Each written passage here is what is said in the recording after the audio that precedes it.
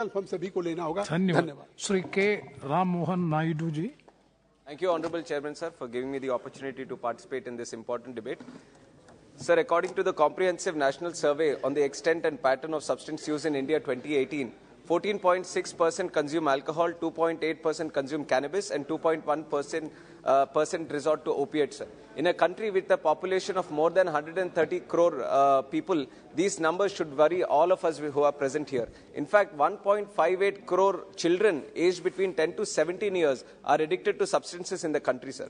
The number of alcohol consumers aged in this group amounts to 30 lakhs, while cannabis users in the same group amounts to 20 lakhs, sir. And we can safely say that these numbers are underreported and the actual numbers would be even more.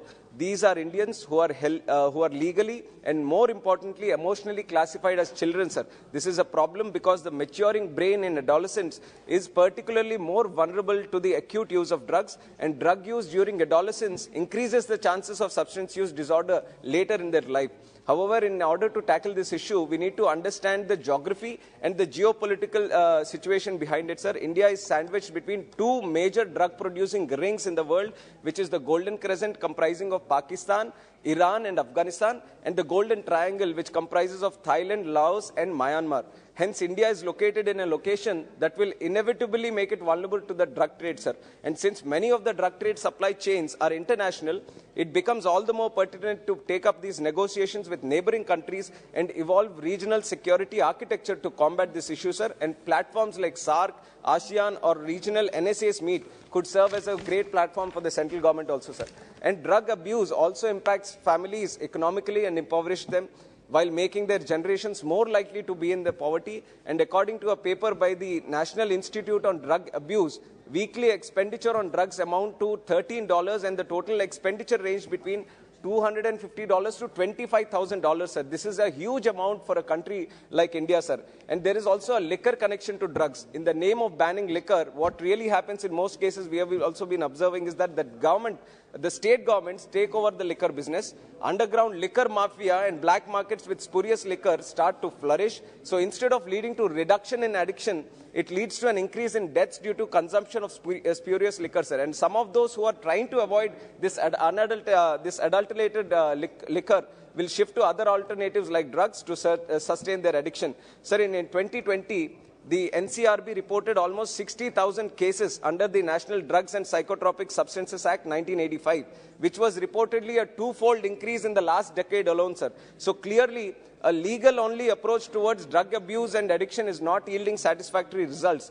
Instead of a retributive justice and punitive framework, the governance structures need to approach it as a public health problem, sir. A disease that needs to be tackled through rehabilitation instead of revenge. Instead of a compulsory imprisonment for the possession of small amounts of drugs, according to the NDPS Act, a de-addiction treatment and rehabilitation strategy should be adopted by the central government, sir. And any or all treatment gaps for drugs users should be plugged at the earliest. There is a need for district level and other forms of decentralized surveys, sir, regularly to identify all at-risk districts or regions and evolve a specific plan for them. Last minute, I'm just concluding, sir.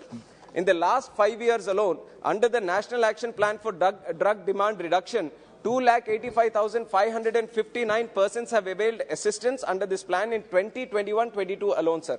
While we acknowledge the presence of schemes such as Nasha Mukt Abhiyan in 272 districts, more needs to be done. As mentioned earlier, a psychosocial approach to the issue will help us get rid of the issue. In Portugal, I want to take this example, sir. The government decriminalized drug-related offences and instead started treating it as a public health issue, sir. Since the inception of this strategy, the drug-related offences have come down from 14,000 to 6,000, attesting to its effectiveness, sir. Last sentence. One important aspect of the problem, sir, is farming of ganja in the country. The farmers involved in the profession do so out of need for sustenance, sir. In order to wean those farmers off weed production, there needs to be a targeted strategy at providing alternate sources of income, which will help curb the drug menace, sir. And last point, I urge the government to take necessary steps. And on behalf of PDP, we stand with the central government to make India a drug-free country, sir. Thank you very much. Thank you very much. Thank you. मैं मान्यवर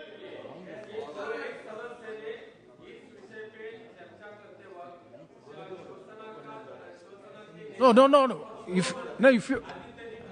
If you have any point of order, you please quote the rule. No. Sanji, no, please. You cannot speak like this. If you have any point of order, you please quote the rule. Under what rule? No, please. No. Sir, That cannot be. That cannot be allowed. Under what? Name should be deleted. sir, Name should be deleted. Yes, next, Ratanlal Kataria ji, please. So, if anything, wait, you please, Savant ji, please. Ek minute. thank you.